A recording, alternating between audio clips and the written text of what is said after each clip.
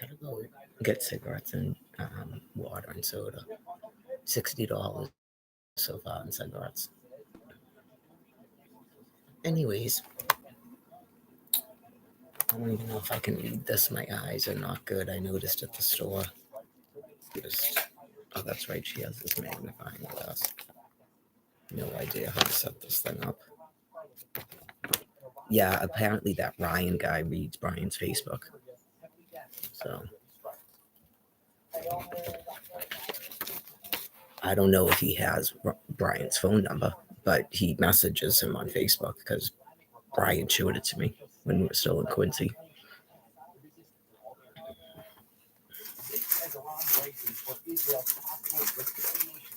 I have a concern, right? I'm not trying to be a jerk, but I have a concern. That's why I suggested maybe shutting his EBT card off because he gets victimized. Okay, if he's in a hospital, and I don't know that, that's why they need to call me and tell me that, and then I will call Allison tomorrow at the DTA office and explain it to her. I am the head of the household. Okay. So, yeah, when someone is missing, why do they need an EBT card with cash on it? Okay, druggies. All he has to do is contact his wife, and then that won't happen. Okay, druggies? It's not 2023. Okay, I don't know how these people get these people's EBT cards, but they steal their EBT cards, and then the person is in jail. Okay, and then they use it. They just bring it down to the what do you call it? Fields Corner. Just even the food and sell it. You don't even have to be the card holder. I don't know if they exchange snap card numbers or something or what they're doing. Okay, so things that would make people want to cling on to Brian Buchanan when they should be leaving him the fuck alone and telling him to call his wife.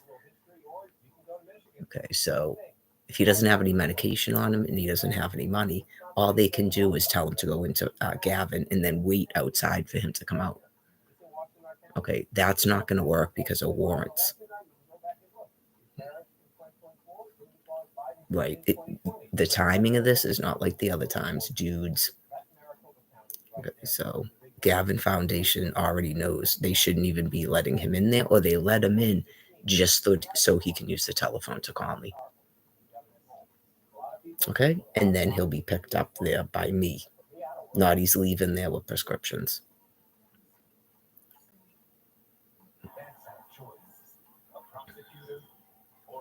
If he has psych meds, they'll be on my body. Good luck.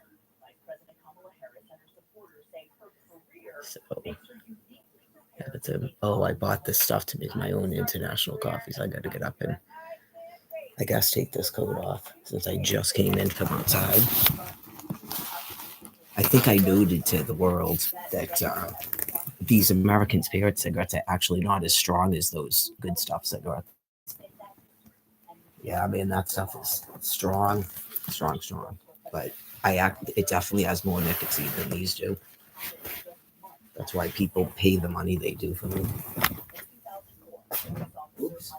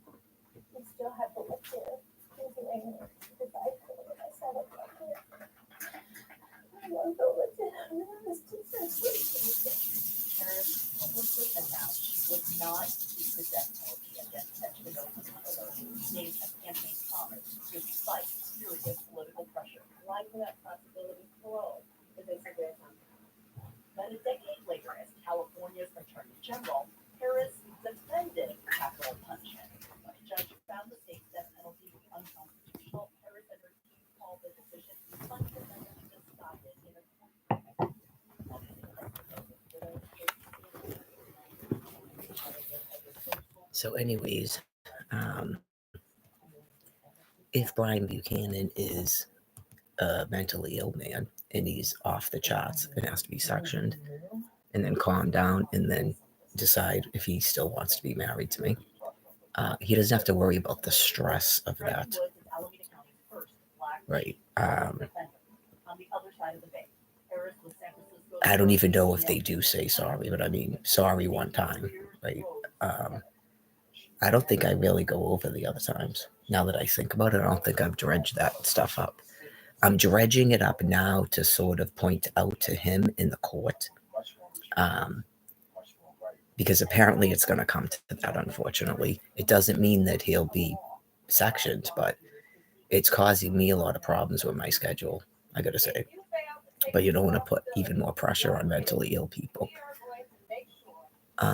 I really find it hard to believe he's actually just a drug addict. Okay. Hopefully that's settled. I was talking to a friend of mine who uses drugs. I know some drug addicts. Okay, so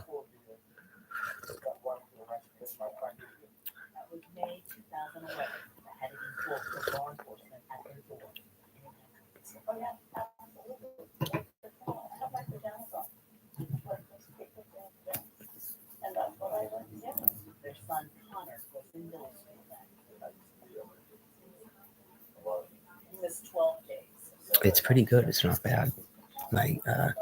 They had sugar-free French vanilla coffee cream with Stop and Shop, which it must be always sold out. And apparently someone around here eats unsalted peanuts, so I couldn't get any of that. I have a bag of peanuts that I'd have to shell. Maybe tomorrow if I try to stop smoking. That's part of how I do it. Because it gives you something to do with your hands and you're not using your phone and stuff. It forces you to have to sit for a period of time, which is going to be needed after all this sitting and laying around. Yeah.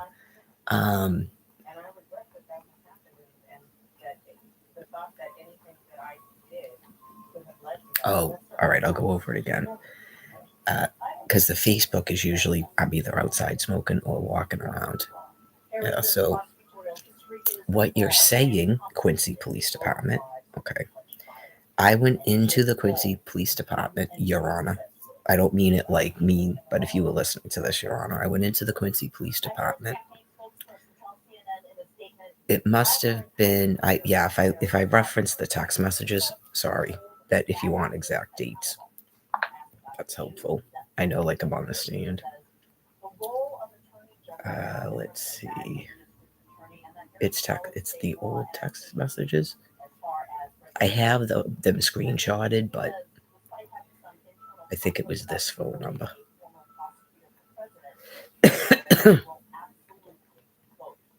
I'm not a judge or a doctor, but obviously, it's not like a criminal thing yet. Okay, so for Brian, okay, number one, this is about you. It's not about Mary. Okay, so currently, you're the person that's out missing. Okay, and you have a history of drug and alcohol use, and you know your condition you get in. Okay, and you say things, and then Mary reacts to them. Mary says things, and you react to them. Okay, so I think what I would state, but again, I'm not a judge or a doctor, is that yours seems to be cyclic and the comments are repetitive. Okay, that's what I would say. I think the "you never loved me" part is interesting because if that is an issue, I could explain it to you. Okay. I have been in love with you since nearly when we met. Okay, so that's something, there's some sort of insecurity there. Okay. And then during all this period, you're not texting anything to me about loving me. Okay, so there's a little bit of infantile punishment going on. Okay, so maybe this isn't the number that the stuff came on. Okay. This was the first incident. Okay, so I'm starting off.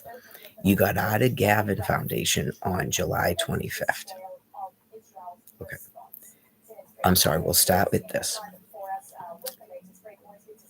When you first came back to Quincy this year, you had been staying in a hotel that was given to a man named Shane. This is what you told me, this part of it. I saw you hanging out with him, but the story was to me that you had been kicked out of your halfway house, that you'd just been kicked out of your halfway house. Okay, but then later on at Gavin, you were asked, and I'm pretty sure they asked you how long you've been using, and you said about 5 months or something like that. Okay, it was longer, the duration. That part I don't really remember. It's good when you have text messages. Okay. You were asked about a person named Dakota, and you answered them. But then when I asked you, who is that? You said, I have no idea. Okay, so I don't know. I'm too much for him to have to answer. It's testimony, Brian. In my mind, I go, are you lying to me or you don't know? And this is why. When you don't know something, say I don't know or I don't remember. If you can try to do that, and because it's important, because that has something to do with me getting mad at you if you're doing that. I have a really good memory, and I'm a female. Okay.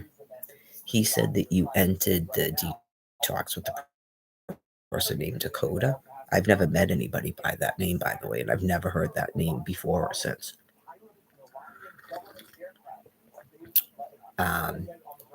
Things that people are worried about if it might shock me, it's not. When I met Brian Buchanan, he told me that he used a different name in Boston. Okay, so if he does that, and they were trying to see what he would say, if that was the name he went there saying he was or something like that, or he went there with another person and he doesn't even remember being with the person, or right, it could be people going there seeking drugs.